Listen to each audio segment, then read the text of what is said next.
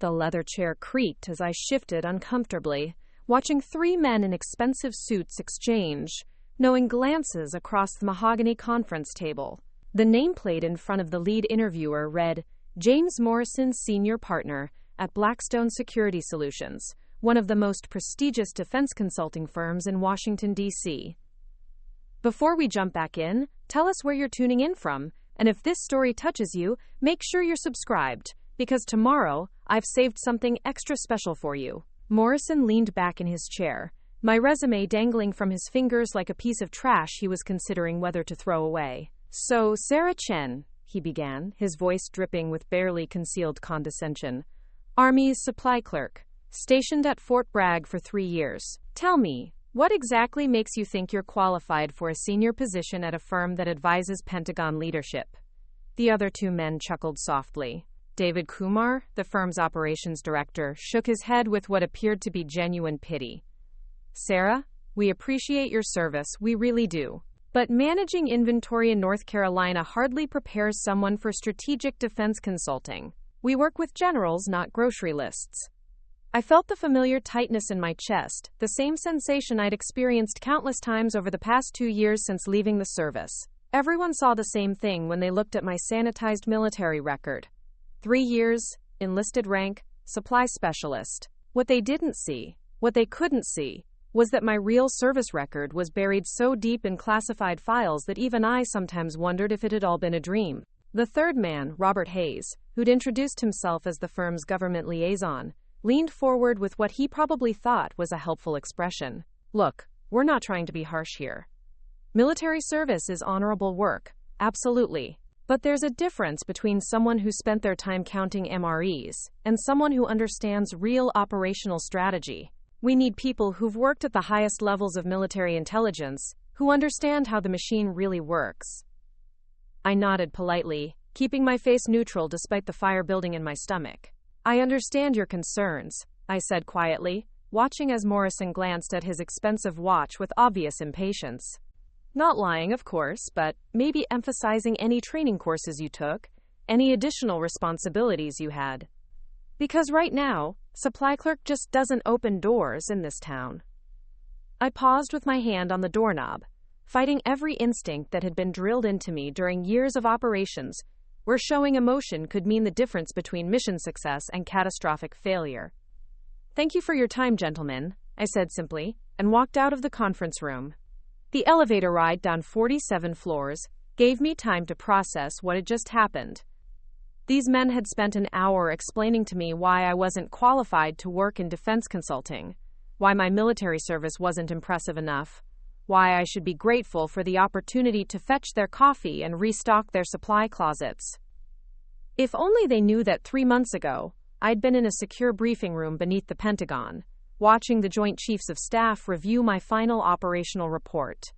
If only they knew that the supply clerk they'd just dismissed had spent the last 18 months of her military career running covert operations across 3 continents, operations so classified that my own family thought I'd been pushing papers at Fort Bragg.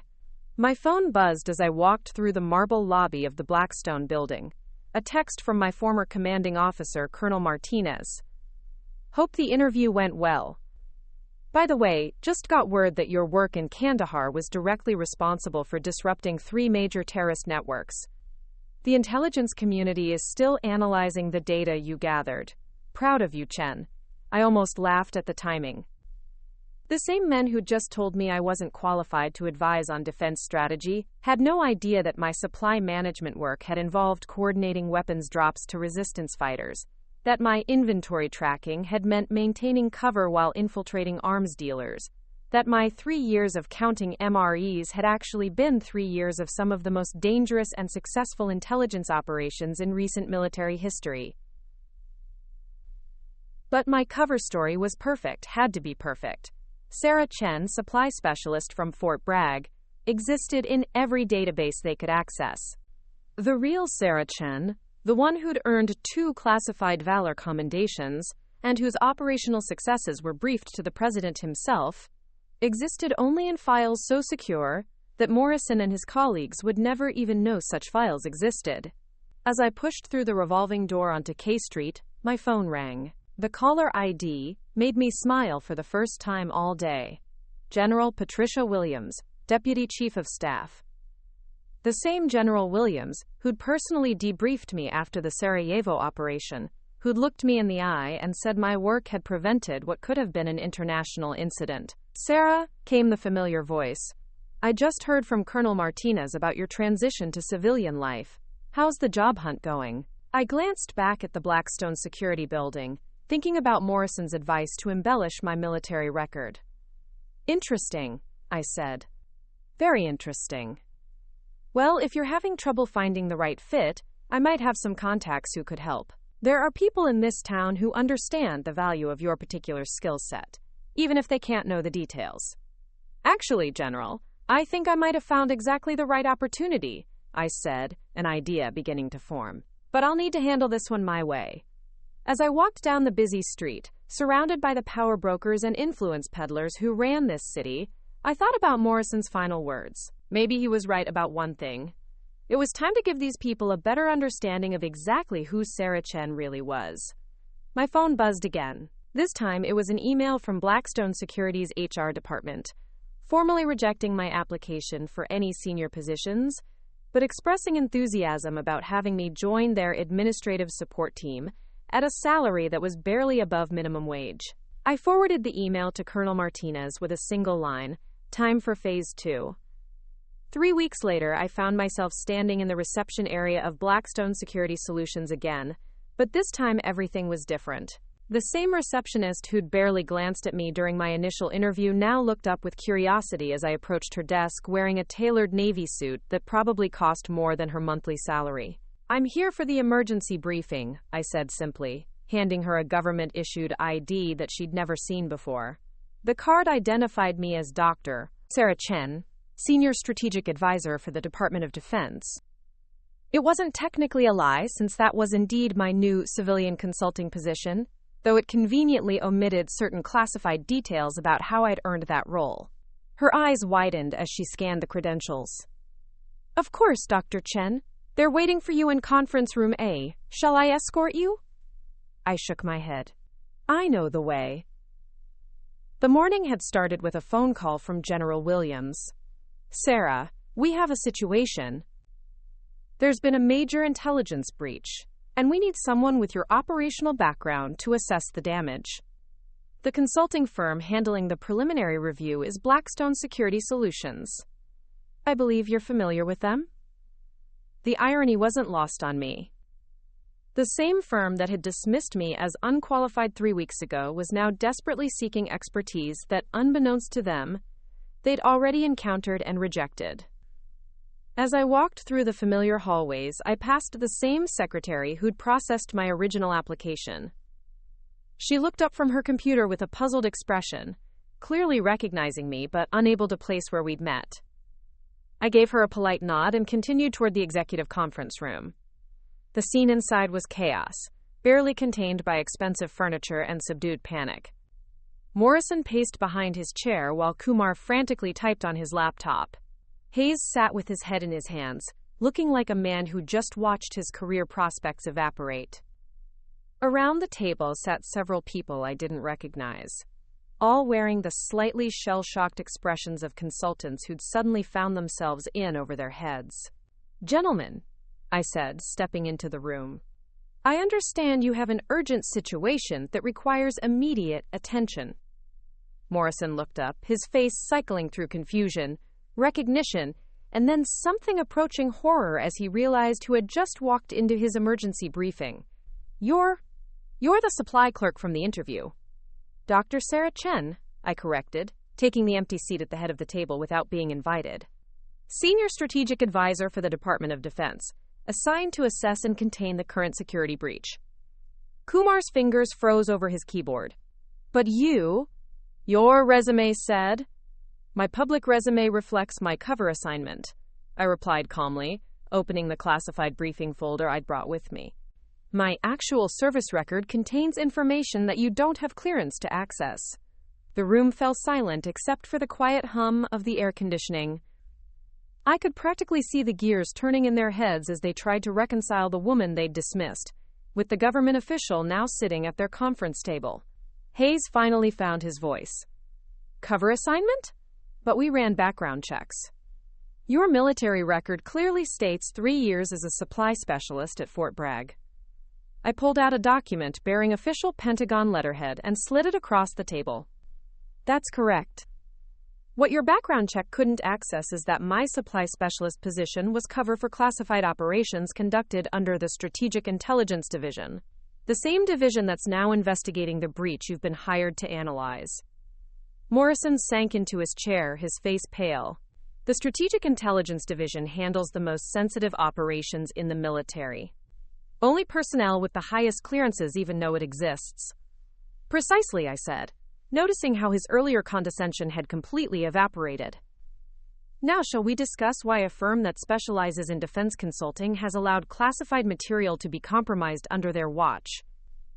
The next hour was a masterclass in watching confident men crumble under the weight of their own incompetence. The security breach they'd been hired to investigate wasn't just serious, it was catastrophic. Somehow, classified information about ongoing operations had ended up in the hands of foreign agents, and the preliminary investigation suggested the leak had originated from within Blackstone's own systems. We've been trying to trace the source for weeks, Kumar admitted, his earlier arrogance replaced by desperation. But whoever did this knew exactly how to cover their tracks. We need someone with real intelligence experience to figure out how they bypassed our security protocols. I reviewed their preliminary findings, noting several glaring errors that any competent intelligence analyst would have caught immediately. Their investigation had focused on external threats while completely ignoring the possibility of an inside job. They'd missed digital forensic evidence that would have been obvious to someone with actual field experience. Your methodology is fundamentally flawed, I observed, setting down their report. You've approached this like a corporate security audit instead of a counterintelligence operation. Whoever orchestrated this breach understood that distinction and exploited your blind spots accordingly. Hayes leaned forward desperately. Can you fix it? Can you find the source of the leak? Before I could answer, my secure phone buzzed with an incoming call. The caller ID showed a number that made everyone in the room fall silent. It was a direct line from the Pentagon's Strategic Operations Center. Excuse me, I said, answering the call. Dr. Chen. Sarah, it's General Williams.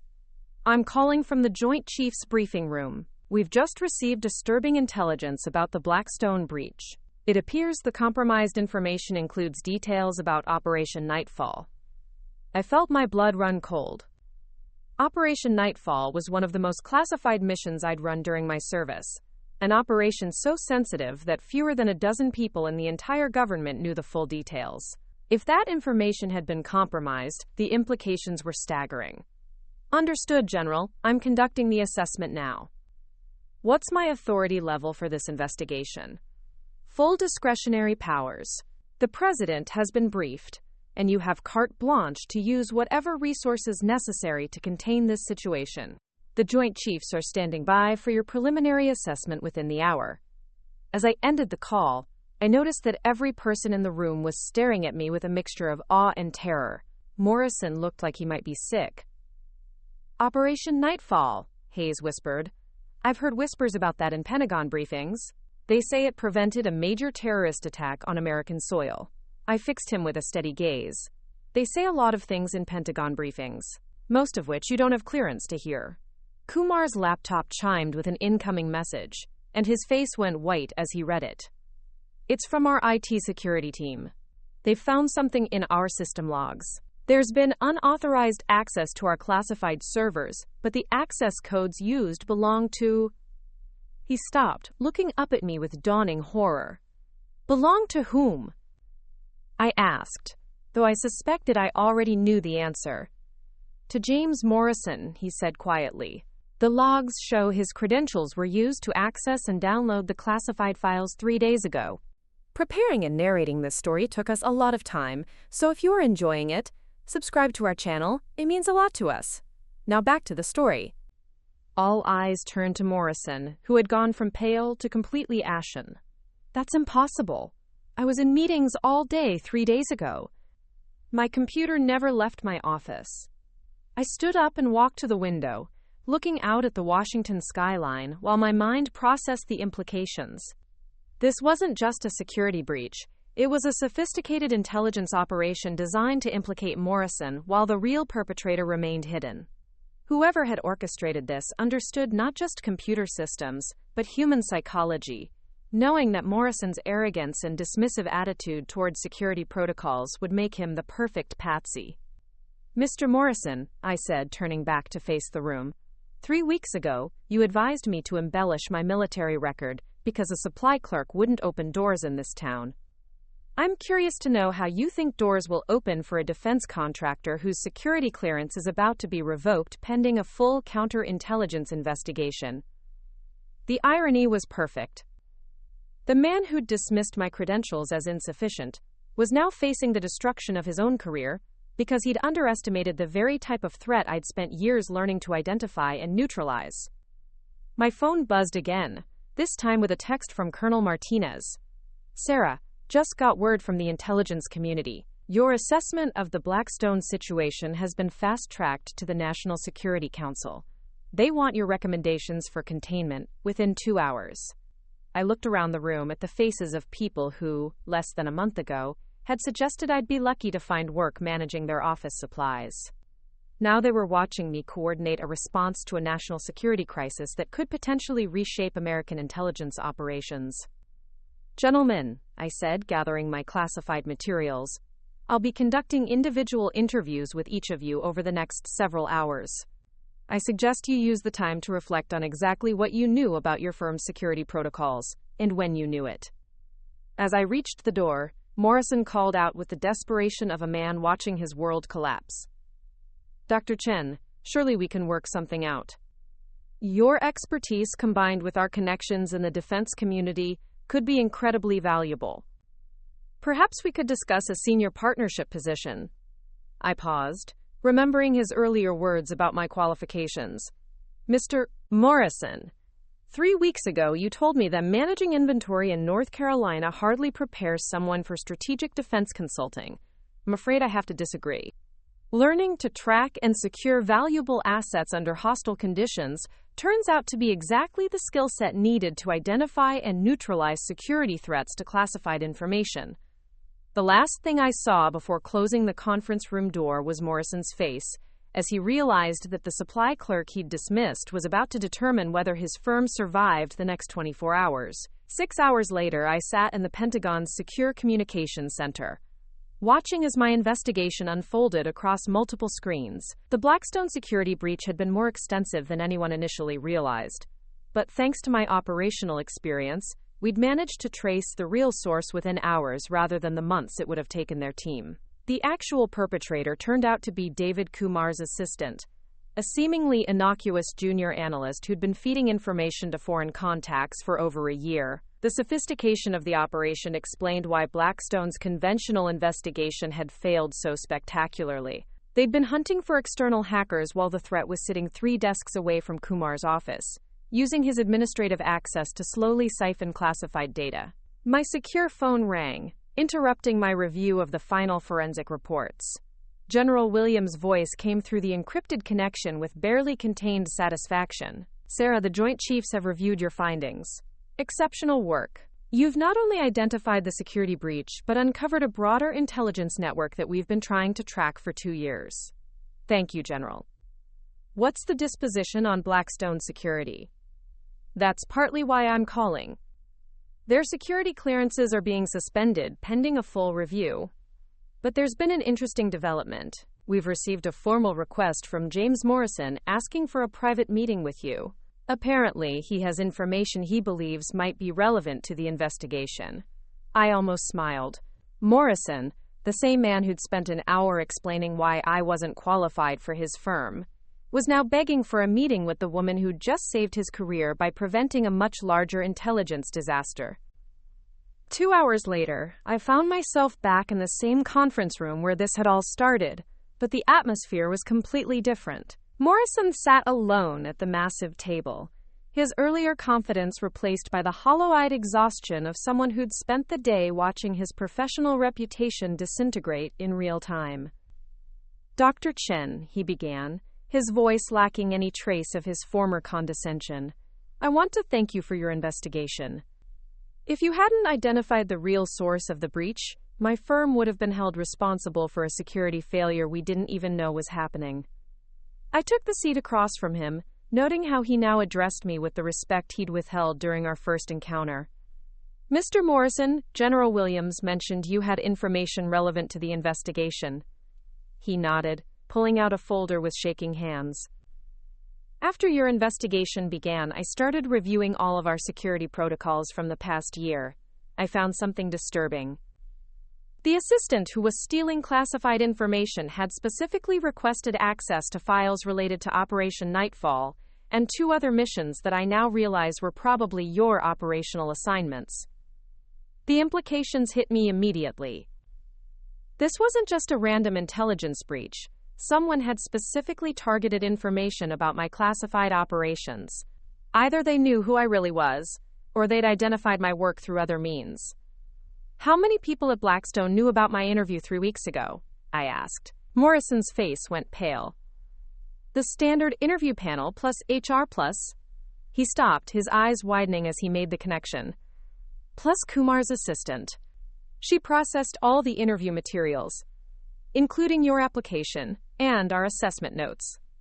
Assessment notes that would have included your discussion of my military background and your decision that I wasn't qualified for defense consulting work. Yes, but also. Morrison pulled out another document, his hands now visibly trembling. She would have seen the security clearance verification we ran on you. The one that came back showing only your cover assignment, but would have raised questions about why someone with such a seemingly basic military record was applying for senior positions. I felt the pieces clicking into place. The assistant hadn't just been stealing random classified information. She'd been specifically hunting for intelligence about covert operatives whose real identities were hidden behind cover assignments. My interview at Blackstone had inadvertently identified me as someone worth investigating.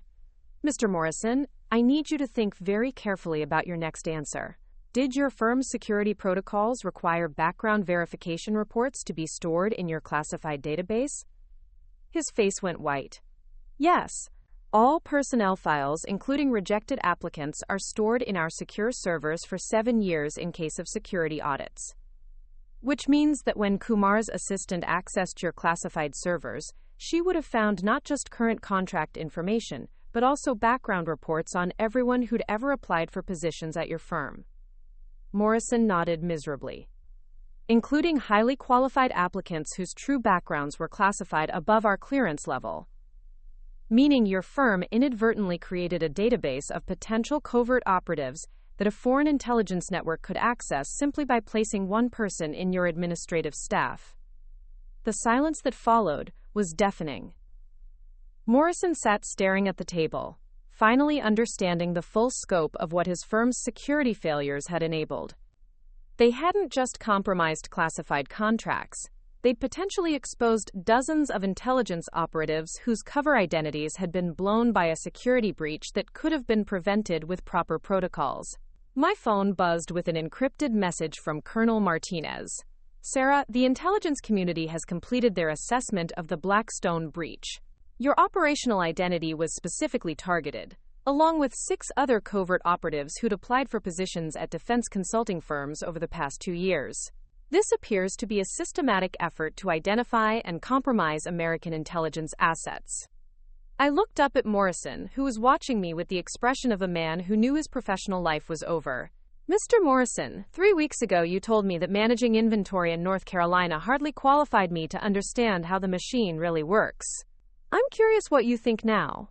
I think, he said quietly, that I made the biggest mistake of my career when I dismissed someone whose real job was protecting this country from exactly the kind of threat that nearly destroyed my firm. The irony is that if you'd actually hired me 3 weeks ago, I would have identified the security vulnerabilities in your system before they could be exploited. Your assistant's activities would have been detected and stopped within days. Morrison looked up with desperate hope. Is there any way to fix this? Any way to make this right? Before I could answer, the conference room door opened and General Williams walked in, followed by two officers I recognized from the Pentagon's Strategic Intelligence Division. Morrison's eyes widened as he took in their uniforms and the classified briefing materials they carried. "Dr. Chen," General Williams said, "we've completed our assessment of the intelligence compromise. The good news is that your quick identification of the real source prevented a much larger breach. The bad news is that the network we've uncovered appears to have been targeting defense contractors specifically to identify covert operatives." She turned to Morrison with an expression that could have frozen lava. "Mr. Morrison, your firm's security failures have potentially compromised the identities of American intelligence assets whose lives depend on maintaining their cover identities. The Department of Defense will be conducting a full review of every defense contractor's security protocols, starting with firms that have demonstrated such spectacular incompetence." "General," Morrison began desperately, "if there's anything we can do to make amends—" "Actually, there is," I interjected, "an idea forming. Mr. Morrison, 3 weeks ago you offered me a position managing office supplies for your firm. I declined, but I think I might be interested in a different arrangement." Morrison looked confused. "What kind of arrangement?"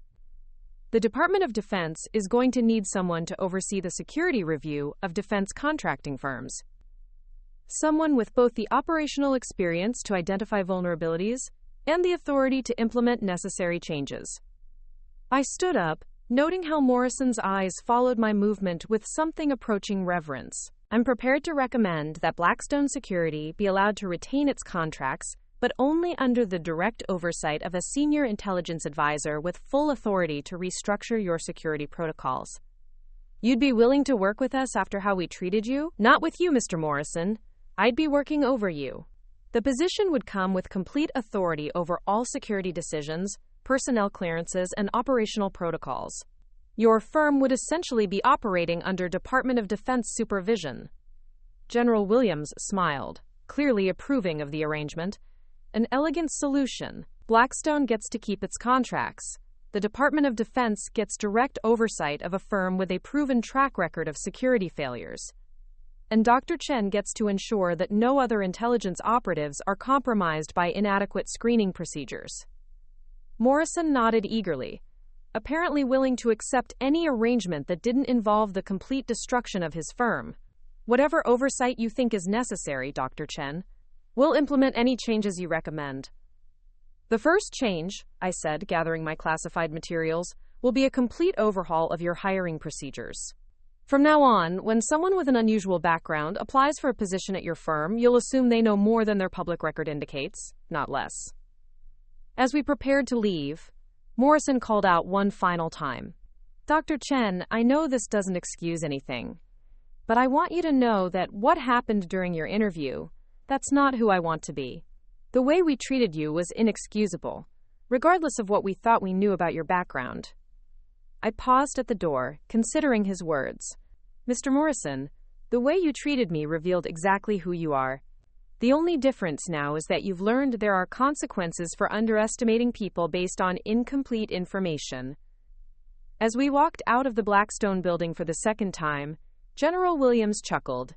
"Sarah, I have to ask, did you plan any of this when you first applied to their firm?"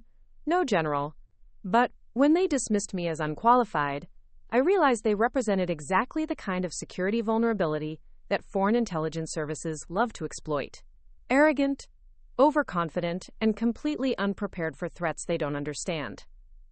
My phone buzzed with a final message from the Pentagon. "Drive. Chen, the Secretary of Defense has requested a briefing on your recommendations for preventing similar security breaches across the defense contracting sector. Meeting scheduled for tomorrow at 0800. As we walked toward our waiting vehicles, I thought about Morrison's parting words.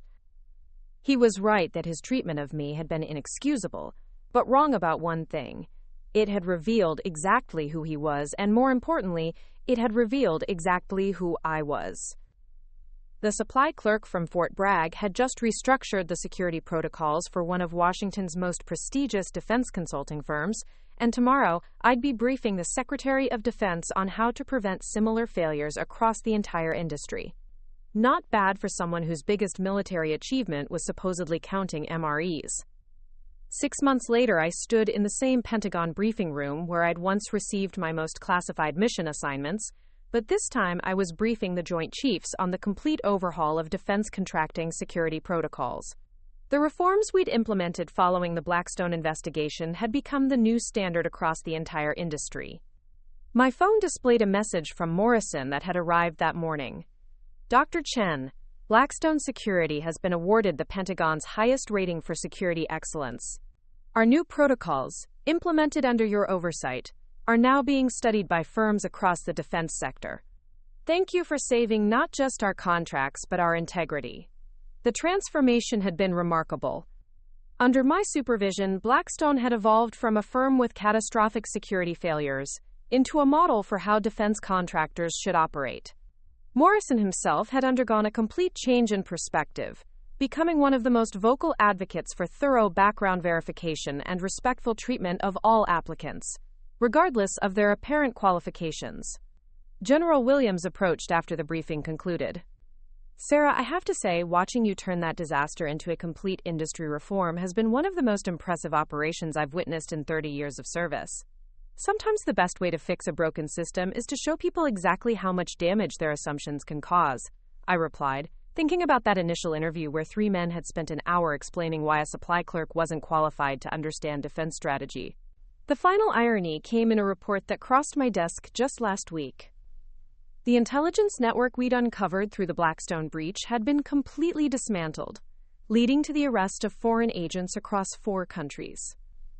The operation that had started with my rejection for a consulting position had ultimately resulted in one of the most successful counterintelligence victories in recent years. As I gathered my classified materials and prepared to leave the Pentagon, I reflected on how dramatically everything had changed. The woman who'd once been told she should be grateful for the opportunity to manage office supplies was now setting security policy for the entire defense contracting industry. My secure phone buzzed with one final message from Colonel Martinez. Sarah, just received word that your security reforms are being implemented internationally. NATO allies are requesting briefings on the protocols you developed. The supply clerk from Fort Bragg is officially changing how the world thinks about intelligence security. I smiled as I walked out of the Pentagon, knowing that somewhere in Washington, there were probably other qualified candidates being dismissed by arrogant interviewer who had no idea what they were really turning away. But thanks to the new protocols we'd established, those mistakes would become much harder to make. The next time someone with an unremarkable public record applied for a sensitive position, hiring managers would remember the story of the supply clerk, who turned out to be one of the most effective intelligence operatives of her generation. They'd remember that sometimes the most dangerous assumption you can make is that you know everything about someone based on what you can see on paper. Up next, you've got 2 more standout stories right on your screen. If this one hit the mark, you won't want to pass these up. Just click and check them out.